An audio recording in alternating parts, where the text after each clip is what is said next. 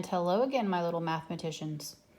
We're going to go ahead and help get you started on the surface area of rectangular and triangular prisms worksheet from Kuta.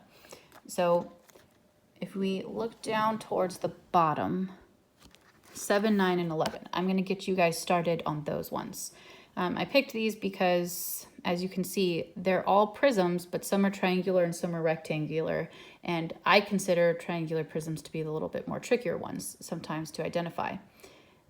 Again, you know it's a prism if it doesn't come to a particular point at the top. If there's no like one point, then you know it's a prism. So I know that these two are prisms, but what type of prisms are they? Well, prisms are made up of rectangular sides, so anytime that you see triangles, you know that those have to be the bases. So I'm gonna go ahead and zero in on this triangle and this triangle.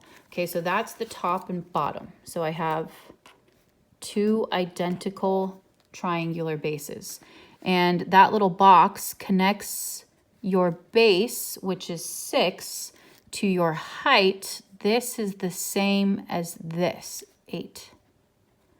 Okay, and your formula for area of a triangle is base times height divided by 2. So 6 times 8 divided by 2. 6 times 8 is 48. 48 divided by 2 is 24. And then that other triangle is going to be an exact duplicate copy.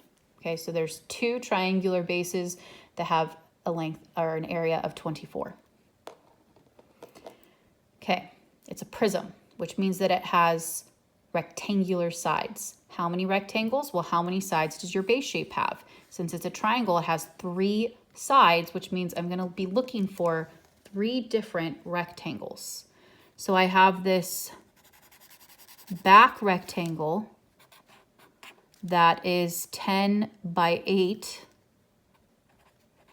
So rectangle's base times height, which is 10 times 8, so that's 80. And I need 2 more rectangles. Well, if you look, I see a rectangle right there. Okay. Well, that rectangle is 6 and not helpful, but this one right here is the same as this. So 10 by, if this is 10, this is 10. So it's 10 by 6. Okay, so base times height is 10 times 6, which is 60. And notice how I'm like getting really cramped here, because odds are you usually want to show your work on a separate sheet of paper, okay? Not try to cram it in here or you're going to run out of space. All right, so I have 2 bases that are identical because it's a prism, and there's 3 sides, so there should be 3 rectangles, which means I'm missing one. So I have this back one, I have that one right there. Who's able to find my missing rectangle? Hopefully you saw it right here. And this is why it's really helpful to know how net drawings are made and like to double check that you have them all, because it is really hard. Like sometimes you have to go hunting for one of your shapes. This side right here is 10, and this side right here is also 10. So this base times height is 10 times 10, which is 100. So now in your calculator, okay, you're going to go ahead and type all those in, and that will give you your total area.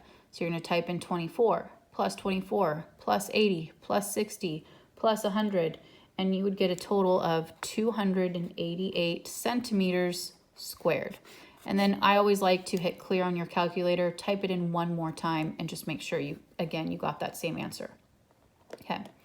Now this triangular prism, notice how the bases were on the side of the figure. It wasn't like on the top and bottom, even though sometimes I refer to it as the top and bottom just because it's easier to say it that way. But sometimes your top and bottom bases are actually the top and bottom of the figure, and other times your figures turn sideways like this one, and it's actually these 2 triangular sides that make up your 2 base shapes. Okay, so just take into consideration you're always looking for how the shape is made. So right here, it doesn't come to a particular point at the top anywhere, so it's not a pyramid. I know it's a prism, and prisms are made up of rectangular sides. So anytime that you know it's a prism and you see something other than a rectangle, ding, ding, ding, alarm bell should go off that that must be your base shape. So right here, that triangle and that triangle make up your two bases. And then you should have a total of 3 rectangles coming off of it. Okay, now we just did one. I did the hard part of identifying that those were the bases. And then you need to look that that little box connects your height to your base. Okay, but I'm gonna do a rectangular prism example for you. And unlike this, see how I did all the same color? It would get really confusing as you try drawing your shapes and seeing like what side's what. So I strongly recommend if you have multiple colors or highlighters that you do that. Otherwise, you'll end up getting really confused halfway through your drawing. Okay, let's focus on this one right here. Okay, I have my top and bottom that are the same, and it is a 4 by 12, and it's a rectangle, so base times height is 4 by 12, which is 48, and that's going to be the same, right? Because you have an identical top and bottom. Okay. And then since this is your top and bottom, there is 4 sides to that figure. That means that there's going to be 4 rectangular sides coming off of it. Okay, so I see this one right here, which is 4 by, well, this is the same as this. So if this is 6, so is that. So I have 2 of these guys, which is a 4 by 6. So base times height is 4 times 6, which is 24, and there's 2 of those. And okay, we said we had our top and bottom, and then there was 4 rectangles coming off of it. Well, I found the sides, so the parts, I already did the top and bottom. That means I didn't do the front and back.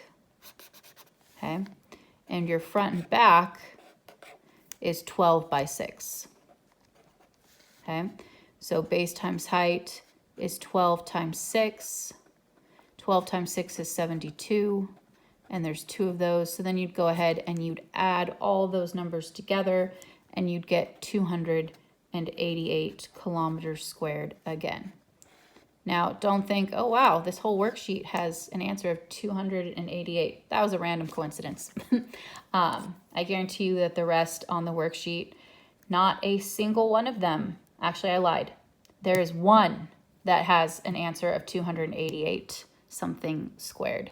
Other than that, that is the only other one that has 288 for your answer. Okay, good luck. You're gonna do great. And congratulations, once you finish, you will have mastered finding the surface area of rectangular and triangular prisms.